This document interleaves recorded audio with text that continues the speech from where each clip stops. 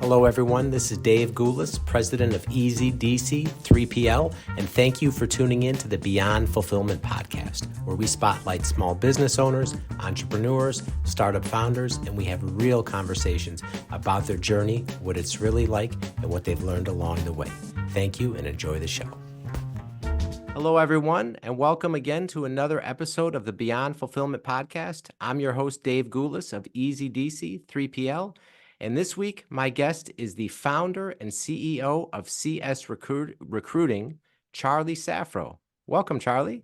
Thanks, Dave. I'm excited to be here and chat with you. Yeah, thanks so much for taking the time. If you could, for everyone listening, can you just tell them what CS Recruiting is and how it came to be? Absolutely. So, CS Recruiting is a third-party recruiting firm, and we focus exclusively in logistics, supply chain, and transportation. So, we recruit professionals, help companies find the right talent for their needs as they grow and scale, and change over people. So, we work across the entire United States, partnering with 3PLs. We partner with asset providers. On the shipper side, we work with manufacturers and distributors, and then, of course, technology companies and other providers to the industry. Okay. And so you've been in the recruiting industry quite a long time. I sure have. I'm going to date myself, but I started CS Recruiting back in 2010, so coming up on 14 years. And then prior to that, I had about 4 years of experience as an in-house recruiter for a transportation technology company. So really learned the business through lots of observation, conversations, questions. And then as I built my own business, really had a chance to operate it and apply my learnings and continue learning as we've gone through the years. Okay. So when you're in the corporate company doing in-house, what made you decide to strike out on your own?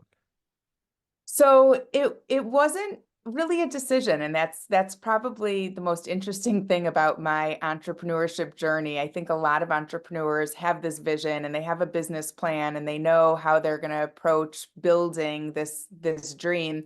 And mine was kind of, I don't want to say it was by accident because it was probably the best accident that ever happened to me, but it wasn't my intention. I was at the transportation technology company doing recruiting. So I knew the business, I knew the competitive landscape, I knew what talent looked like in this industry. That company sold. And so I stayed on with them as like a freelance recruiter, finished up a couple searches I'd been working on. And then one thing led to another where I was on LinkedIn and started getting opportunities to do recruiting for external companies. And I was very content as a solopreneur. At this point, I had just had my third son. Life was hectic, but I was enjoying being self-employed and taking on the projects that were interesting to me. And then I had that moment where it was like, this is it. You're either going to make that decision to embrace this opportunity and scale and run with it, or walk away before you fail and underdeliver. And that's really that moment where I just committed to, let's see what we can do with this. There's clearly a niche, there's clearly a need. So put my head down and really turned it into a company. And then obviously, as I added people, focused on the culture component, the engagement component, and really determined to just make our company culture the best it could be. Okay. So clearly you've been doing it, like you said, 14 years. Company's very successful, grown. You have, if I'm not mistaken, like 40 or so employees, right? So it's easy to look now and say, wow, like look what she's built. But in the very beginning, what was that like, taking that leap and just trying to get the business off the ground? Yeah, it was hard. I mean, I started, as I said, by myself, and I quickly realized that there were things that I was good at, and then there were things that I was not good at that I was forcing myself to do as a business owner. And so I like building relationships. I like the marketing piece of it. I do not like financials. I do not like the legal side of the business. And so my first hire was actually my husband, who was an entrepreneur himself. He had many years of experience as a freight broker and then on the technology side of the industry. And that's his forte. He loves to build businesses. So it gave me the opportunity to really prove our service by being the face of the company, being a revenue generator, being out there on the floor with my team, operating in every position to really understand what it took. And then as the years went on, elevated into a leadership role where I really assumed that responsibility as a visionary and as the CEO of the firm. Okay. And it's hard enough, being an entrepreneur and growing a startup, but as a mom and just having your third son, like how did that impact the situation for you? I learned how to multitask and hustle like never before. So I think any working parent agrees. It's like we know our priorities and we fit things in when we can. And I think it was probably that mindset was probably what got me to that point of success. But I will also reflect back and say it's a bit of a weakness that when you are an entrepreneur, and I'm sure you feel the same way, Dave, like we will do anything for our business. It's my fourth child. And so if I had a parenting priority, a school play or a basketball game, and it interrupted my work day or my flow of work, in my mind, it's like, okay, then I'll just stay up late or get up early tomorrow. Like I will make time to do what the business needs. So I think my perseverance and that kind of mindset of, I'm in the checkout aisle of Target. I've got 2 minutes where I'm standing here. I might as well send an email or I might as well take advantage of these 2 minutes. It's that entrepreneurial mindset that you're always thinking about the business. And like I said, I mean, it's hard to find balance when you live like that. But I think as the years have gone on, what's helped me most is hiring the right people to support the areas where I don't thrive. So the work I'm doing is meaningful and I'm in my sweet spot. So I can find a bit more balance. Yeah, absolutely. I'm sure so many entrepreneurs can relate to that. And I find too, as I'm like older in my 40s, like it used to be a badge of honor in terms of how hard you could work and how many hours when you're younger. And now I'm so much more about doing what's most important and scheduling and structuring to complete high value tasks rather than just trying to be everything to everybody. Do you kind of find the same thing?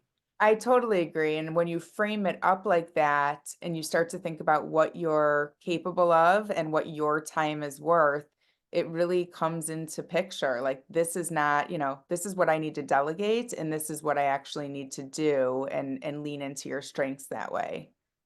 Yeah, absolutely. Now another thing I read in a magazine article that you were featured in, you said that you attribute much of your success to being active on LinkedIn at the right time on the platform. Can Mhm. you speak to that a little bit more? Yeah, so I joined LinkedIn probably 2009 or 10, right before I started the business. And at that time, I mean, it was a very different platform back then. And this kind of goes into my story about juggling and being a new mom and also an entrepreneur. But what I did in those early months was I just focused really on connecting with relevant people. So my industry was very, I knew my industry, I knew the decision makers in my industry, and I would have I had a newborn at one point who would get up 3, 4 times in the middle of the night and need a bottle.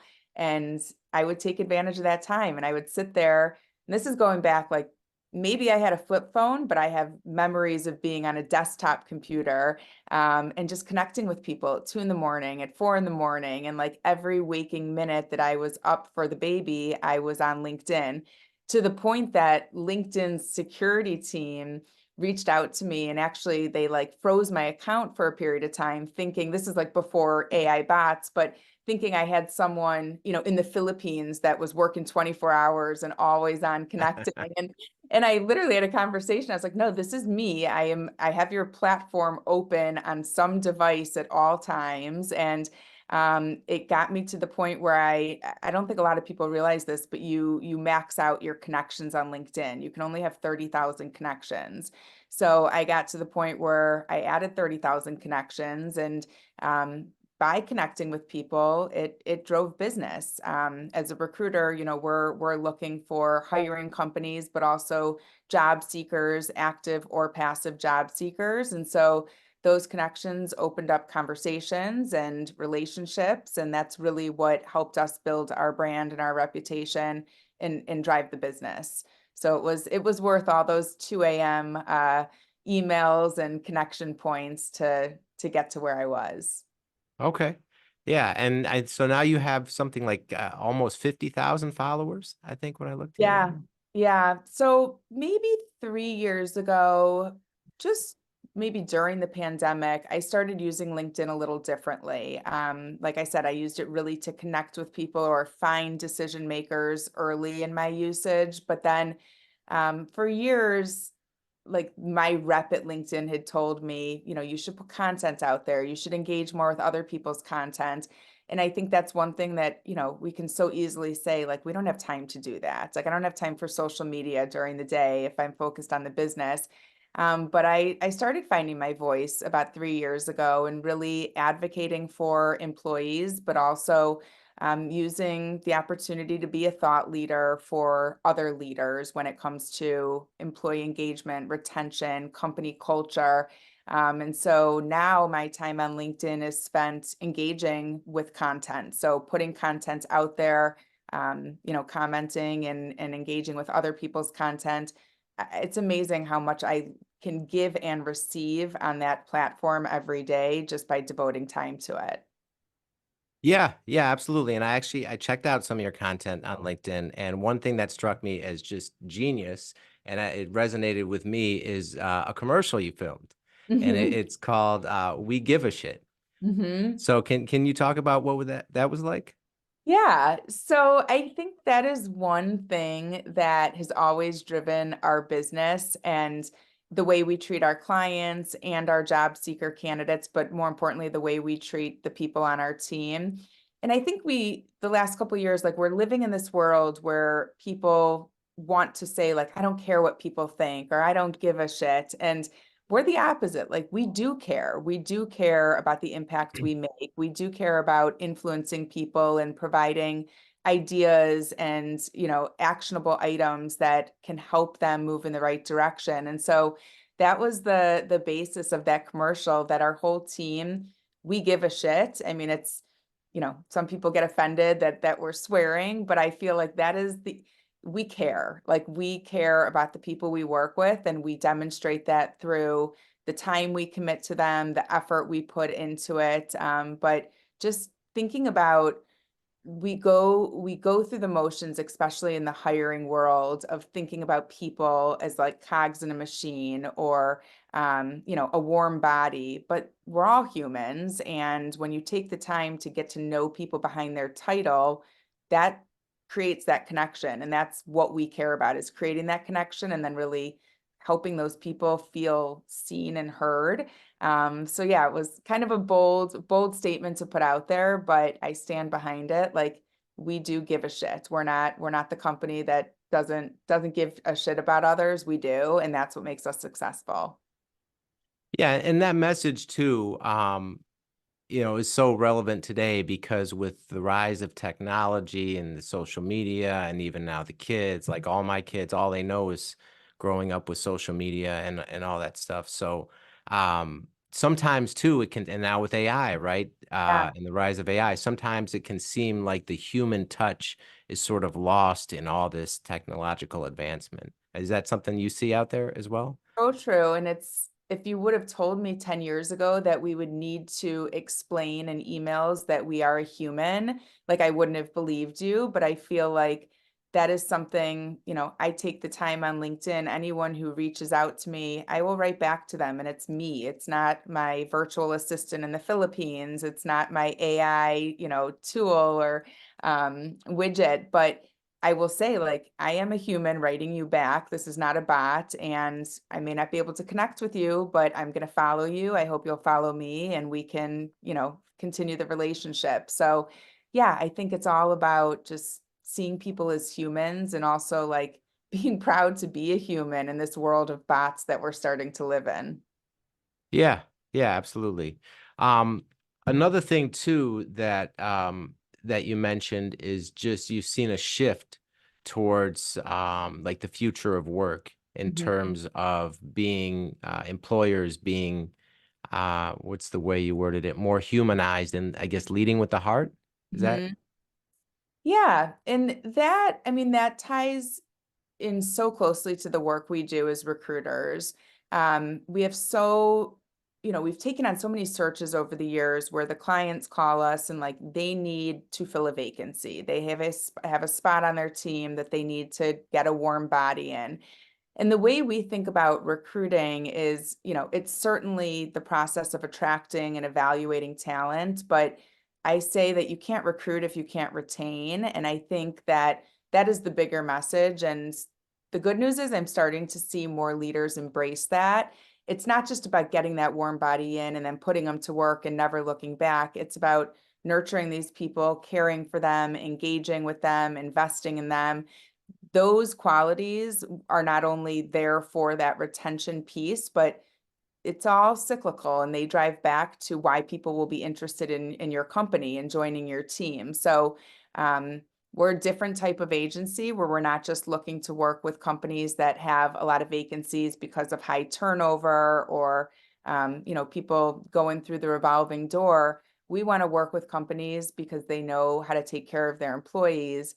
And because of that, their employees are productive, they're working hard, they're impacting the bottom line, and they're growing and they're scaling and they're creating new service lines. And those are the positions that are most fun for us to work on, are more of those growth opportunities or even backfilling a position because someone else was promoted, versus constantly looking to fill a vacancy because there was turnover.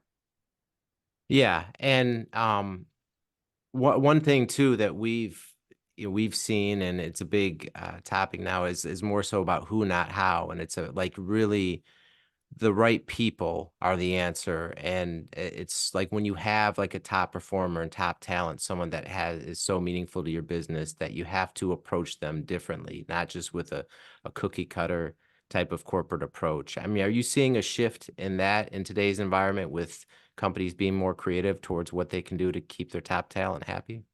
Yeah, I think so. I think there's still a lot of education that needs to be put out there because I think a lot of companies automatically default to that's going to cost money or we need a budget for that. And yes, there are a lot of things you can do for your employees that do require a budget that are going to, show your investment in them and strengthen them in the company. But there's a lot of things that are very easy and free. And it's the idea of saying thank you or recognizing. One of the things that we do a lot is we recognize the little wins, but we also recognize a loss and, lean into like how our employee feels if they put in all that time and effort and then they don't win that business or they didn't make that placement, but the work was there and it was good work. And so I think that all comes down to, seeing people as humans and going out of your way, the little things. Like I send my team a lot of handwritten notes throughout the year, just words of encouragement. If somebody does something that makes my life easier or that comes across my plate, like sending them a quick Slack and just letting them know I appreciate them. That's what engagement is really about. And that's what drives the company culture and the whole retention practice, for any organization. Yeah, yeah, so true, right? It's like those little things where just like you said, being human and letting people know you really care. Mhm. Even if it's just a note or even calling someone, just to check in and really listening to what they have to say. Exactly, because we've been employees too. And I know I've been in different positions early in my career where I felt totally invisible at a company and wondered what my purpose was and why I showed up to work hard every day until I stopped working hard because I didn't feel cared for. And then I've also been part of organizations that truly treated every employee with respect and appreciation and equality, and those were the companies that I wanted to work hard for and show up at. So a lot of times I just put myself back into the employee's shoes. We've all been there at some point, and really reflect on what communication do they need? What do they need from a support standpoint? What do they need to know about their own career here to feel fulfilled and want to stay? But I think that's a big secret of leadership, is just having that empathy and compassion, but really putting yourself in others' shoes to see what they see and feel what they feel. Yeah, yeah, absolutely. Another thing too, tying into that, that I noticed was a big part of what you do is work-life balance. Mhm. And if I'm reading this right, you instituted a policy, no email after 6 p.m. Yeah. So that's an interesting story. Kind of what I was saying before, like I find these pockets of time to do my work, and I know when I'm productive and when I can get into, a good flow mode, and it's not always from 9 to 5. And so for many years, part of my balance was checking out of the workday when I needed to, caring for my family and my kids, and then checking back in when I put my kids to bed. And what I would do a lot was send emails at 9 p.m. or 1 a.m. or Saturday morning. And for me, I was thinking, I'm getting my work done. I'm giving my team the responses they need or the information to move this forward. This is the time that I choose to work. What I didn't realize until some brave team members spoke up was that I was stressing other people out by doing that. And that's probably an area where I didn't put myself in their shoes early enough to realize that when your boss sends you an email on a Saturday morning, your heart skips a beat. It doesn't matter what the email says, you feel compelled to read it, to digest it, to respond to it. And that's when I just had to reframe it, because that was not my intention at all. My intention was getting my work done and not holding anyone else back because I was delayed on emails or projects. But what it was doing was stressing people out, and they were feeling like they had to work the hours I was working. And so somebody spoke up about it. I was able to really put myself in their shoes and see that perspective.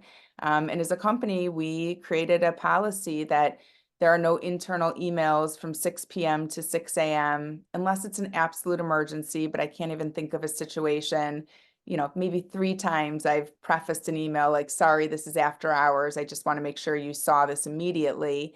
But it's really helped. Like, we're all in important businesses, we're all needed, but the truth is that most things can wait till the next day, and my procrastination should not be someone else's emergency. And thanks to, schedule send being a function on Gmail and Outlook, like I can still work at 9 p.m. They just are not receiving my email until 8 or 9 the next morning. And so it was just changing our habits, and it's a small shift from a policy standpoint, but the impact it's made, it just sends so many messages. Like, we respect you, and we want you to have this work-life balance, and we're not going to interfere with it. Just give us your all when you're, in working hours, and know that we'll respect your time off. And I think it's also really important for mental wellness. Like, you're not constantly on the clock, or we don't expect our employees to constantly be thinking about work. Yeah, and that's the first time I've ever heard of a policy like that. And then even hearing you explain that makes so much sense, and I can see the type of difference that that can make for people. Yeah. And I think our team just, it's like they're more mindful of when they work, and they're more mindful of how they work. And um I think it just brings them a little bit more peace of mind. Like, when you show up for the workday, you're gonna work hard and you're gonna be on, but when you're off, like, we want you to be off. Everyone needs to reset. And we've seen team members burn out over the years. We felt burnout ourselves as leaders, and that's what we're trying to prevent. So it's a small step, but it makes a big difference. Absolutely. Another thing too that I find so important in my own life is just the self-care Mhm. and like the routine. And I noticed on your profile that you're a yogi. Mhm. Can you talk about how yogi has helped you overall in your mental wellness and your business performance? Yeah. So I the year I started my business, I became an entrepreneur. I found yoga as just a practice that I was never familiar with before, and I had my third and final son. And I feel like those three things really shaped my future trajectory.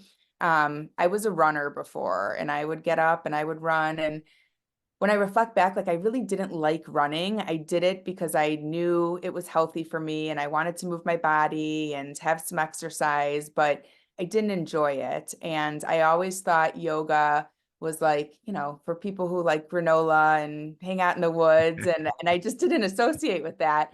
And then I went to a yoga class and I was like, okay, I could see how this is, it feels good. It's good for my body. And even more importantly, it's good for my mind. And even to this day, like that 1 hour of yoga that I do 5 or 6 days a week, it's probably the only hour of my day where I don't have my phone and I'm not distracted and I'm not needed.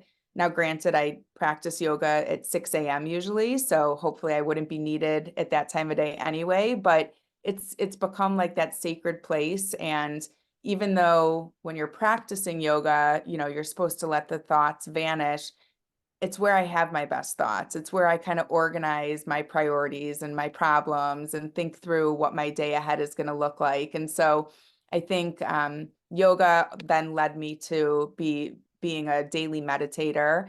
So I meditate for about 20 minutes every day.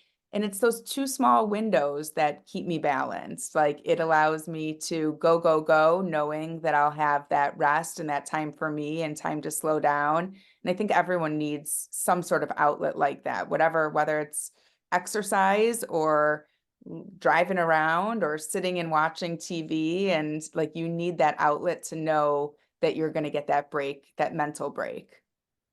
Yeah, yeah, absolutely. I actually learned to meditate during the pandemic too, and that's probably been the most important thing I've done for my just overall well-being in terms of Right? yeah, mental wellness, Yeah. balance. Don't ever lose my temper anymore. It's been amazing. So glad Yeah. to hear your story there too. Yeah, and I like to think about it like I don't have to meditate, I get to meditate. And when you change your mindset that way and you think like how lucky am I that I get to take a 20-minute break from my mind right now and that my mind and my body will pay me back indirectly and thank me for this, like it's a privilege. And so once you commit to it and prioritize it, it starts to just become part of your routine like anything else. Yeah, absolutely. Um, so being that you've been in the logistics industry for over a decade, what are some of the biggest changes you've seen from back when you started in 2010 up to how companies are running their operations now? Oh man, I mean, this year is so interesting. And we were just having a conversation about this as a team yesterday, how when I joined the industry, I mean, one noteworthy difference was there was not a lot of diversity at all, not a lot of women. Those first few years where I went to conferences, there would be women's lunches with 20 women out of 400 or 500. And I've seen the industry evolve so much in a great direction since then. Now these women's lunches have a couple hundred women, and it's probably 30% women, but it's a lot better than 2% or 5%. So I think that's one very obvious change. I think companies are also starting to pay attention to that retention piece and people and culture and that old school idea of freight brokerages feeling like fraternity houses is starting to evolve and just respecting and appreciating colleagues and leadership a little more and bottom up and top down. I also think I was in this industry early when there was so much excitement and potential and so much money coming into this industry, so many new companies that were being founded and startups and um, the excitement around technology. And that really peaked for many, many years. And I think this year is the first year we've started to see the decline. I just read an article that like 1,500 freight brokerages have closed in 2023 just because of the lack of freight and the lack of demand.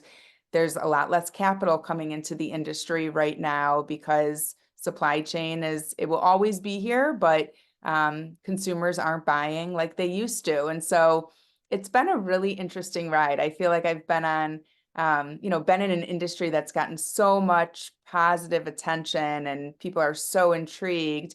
And now for the first time, there's a lot of fear in the market. I think there's a lot of fear in every market, but that's kind of what I'm sensing is just companies are a little more gun shy to invest, to grow because it's things are unpredictable. And we all lived through the pandemic and we survived. So I know we will bounce back and the market will change again, but definitely feeling a lot of fear in our market today, which did not exist 5, 6 years ago.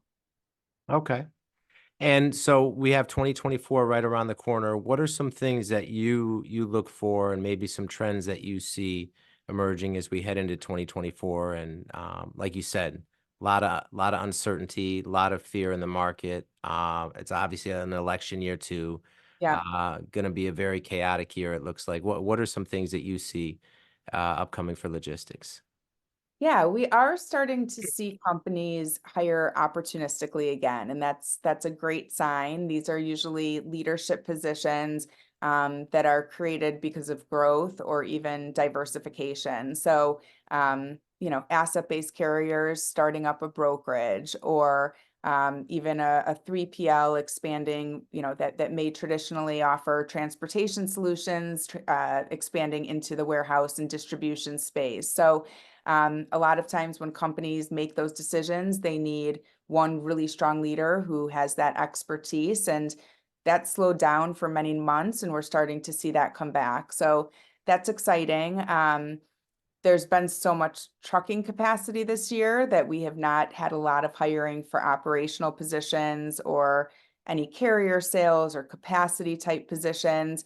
We're starting to see those come back. So that's good news that freight volume is starting to rebound. I think we're probably still at a low, but just the conversations and observations are starting to get me optimistic that companies are back to their hiring plans, taking their hiring freezes off and really starting to think about growing and scaling and having the right team in place. Okay. And being that you deal with so many companies and place so many applicants, given that we're in this type of market, like what would be your advice to someone that's, in the logistics industry and is looking for maybe like a mid or a more senior level position and just some things that they can do to stand out or uh to land a better role in this type of environment? Yeah, I mean, you've got to be your own best advocate and really understand the greater industry and the different opportunities that exist once you've stepped foot in the industry. One thing that we're seeing, and this is in hiring as a whole, but specifically in our industry, is a lot more focus on skills-based hiring, and those skills are generally soft skills, not necessarily like technical skills. And so I think people need to be able to identify their areas of strength and be that advocate for themselves. So soft skills that companies are starting to prioritize are things that are in your DNA. They're your personal traits. So you're reliable, you're strategic, you're resourceful, you're communicative. Those are the things that you need to be leading with because that is who you are. You can learn new skills, you can be trained on new technologies, but when you think about being, a fit or an ad for a company's culture, those are the things that you will carry with you from role to role, company to company, and that's what makes you you. And so we're educating more clients to think about hiring this way, and I'm starting to see that shift, and hopefully we'll just see more of it in the upcoming year. But have your resume ready, network, network, network, and know your value and stand up for yourself. Yeah, love it. Absolutely. All right. So, Charlie, if people want to get in touch, whether it's a company that needs to fill positions or someone else that's looking for work, what's the best way people can get in touch with you? On LinkedIn is where you can find us. So you can either follow me on LinkedIn for a taste of some of that content, or our company page where we post a lot of the positions we're working on, a lot of industry news, hiring tips. And like you said, if you are a job seeker or a hiring company, we'd love to hear from you if you've got interest and experience in our industry. All right. Well, thank you so much, Charlie, for being here. we appreciate it. We'll put your information on the screen below. That's all the time we have for now, and we will see you next week. Hello again, Dave Goulas here. Thank you for tuning in to the Beyond Fulfillment podcast. If you like what you heard on today's episode and you got value from it, please click the link below to subscribe so you'll be notified of future episodes when they drop. If you would like to be a guest on a future show, you can also click the link below, or you can email us at info@beyondfulfillmentpodcast.com. That's info@beyondfulfillmentpodcast.com. Thanks again for tuning in, and we'll see you next time.